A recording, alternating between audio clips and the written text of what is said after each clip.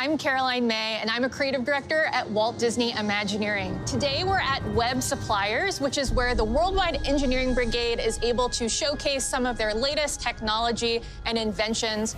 Here, they can gear up and train for their next big adventure at Avengers Campus and beyond. The Worldwide Engineering Brigade, or WEB for short, is a group of young teen geniuses that are inspired by the superheroes, and they reverse engineer that technology to empower everyday people just like you and me.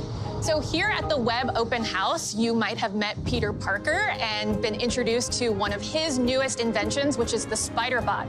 But here at Web Suppliers, you can actually find your own SpiderBot and tactical upgrades that you can train and play with. So it was really important for us to create exclusive product to Avengers Campus, and it's all from the voice of the kids of Web, so it's completely in story. What is the type of product that Web would want? What would they create? You'll see in a lot of the t-shirts, the hats, and even the pins, we have a completely different take on it. The exciting thing about working at Walt Disney Imagineering is every project is completely different.